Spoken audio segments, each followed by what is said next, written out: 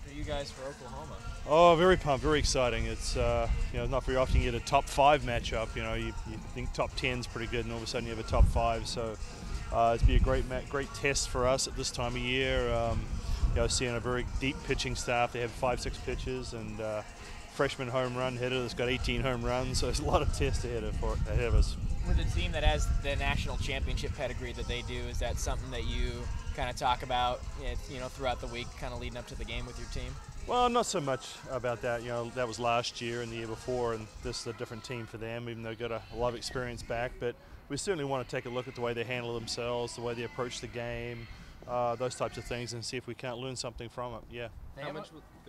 They have like a 36-game road win streak or something crazy like that. I can't remember the exact number, but what are your thoughts on that streak that they have going? Well, the game doesn't know that tomorrow. It's going to come out and reward the team that plays the best, and that's what we've got to do. We've got to play better than they do, and hopefully we can come away with a win. This is sort of a rare, just one-game series against a team of that caliber. How much do you think that'll help? Because you face, opponents like that in Oklahoma City, just playing them one game at a time. Yeah, it was an interesting matchup. It was really kind of fortunate because they're scheduled to play Oregon State because of their bye weekend, and we were fortunate enough to get a matchup against them. We'd like to have played 2 games, to tell you the truth, but with a series coming up against Stanford, we don't want to, get worn out in preparation for that series. What did you learn about their team in the World Series last year when you played them? Well, if things don't work their way, they find a way to make things work. They put down a bunt with 2 strikes, and were fortunate enough to for us to make a mistake, and it swung the momentum, and they capitalized on one error. So that was pretty good of them to do that, and of course then they had some shutout pitching coming in with Lowry coming in throwing some bullets at us. It's like to see Lowry back out there. She had a pretty bad head injury actually playing your team a couple of years ago. What's it like to see her back and playing well? Yeah, Nikki Udrea hit that ball, and it was very scary. You hate to see that happen at any time, and fortunate she was able to come back, and become, enjoy the rest of her career, and she's doing very well. So it was great to see her not have any ill effects of that. You mentioned the freshman 18 home runs, Jocelyn Allo, I believe. I know that you were in on her recruitment as well. She was committed to Cal for a while. What was her recruitment process like? Well, to tell you the truth, she was actually verbally committed here first, but it didn't work out, and then she went to Cal and then was looking around again. But we certainly tried hard to get Jocelyn. She's a good kid and a good ball player, and Oklahoma's very fortunate to have her. How do you manage your pitching given that game on the schedule? That's a good question. I'm probably going to start close tomorrow and see how she goes. Like I said, I've got to be cognizant of what's going to happen the rest of the weekend too. The Stanford series, even though tomorrow's a very important game, it's a big game. It's not as important as the Stanford series for us. That's the one we've got to be, keep an eye towards that series. So I don't want to wear anybody out. I'm going to see how it goes. I don't want to get into too many big pitch counts. So I may even use all 3 if I have to. You have a good run here, 9 years. Patty Gasso at Oklahoma, 20+ years there. What's it like to coach against someone like that? Well, yeah, obviously she has a different style and she's got a lot more experience out there than I do. But the game's the same. It's the same numbers. Obviously, she's managed her program very well. To have that kind of success over those number of years is something you look at. Obviously, not only her, but Mike Candrea and several other coaches you look at to see how successful they've done. You try to figure out how they did and whether we can replicate it. Certainly, Patty's done very well over there. How much has Miranda improved, and what's been the key to that?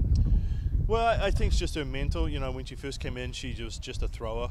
She just tried to throw it by people, and that's what worked for her in travel ball in high school. And now at this level, it just doesn't work that way. And so she's evolved into a pitcher. She still has her moments where she gets emotionally wrapped up and just tries to throw harder. But for the most part, she understands when she's reaching that plateau and is able to kind of make adjustments and figure it out and start to pitch. How are you guys feeling coming off that weekend at ASU and where you stand in the Pac-12?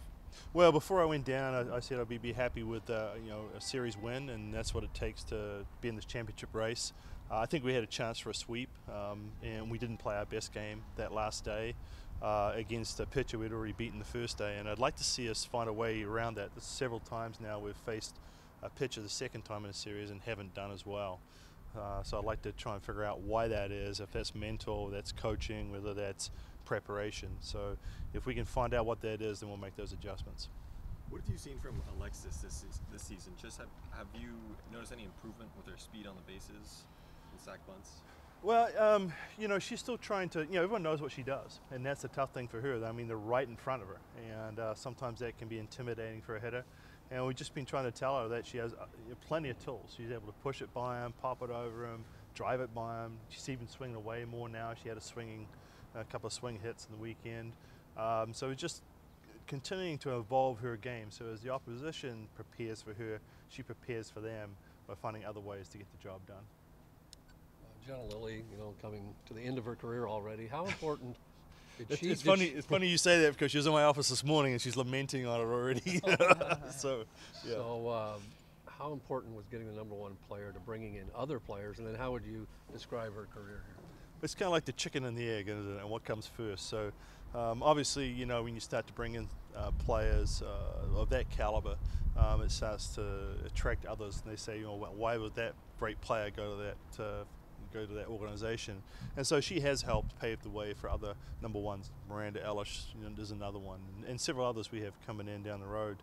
I think we're making inroads into the recruiting, especially in Southern California, where there's always been other choices per se, you know, UCLA, Arizona State. So we're starting to get into those bigger names now more frequently.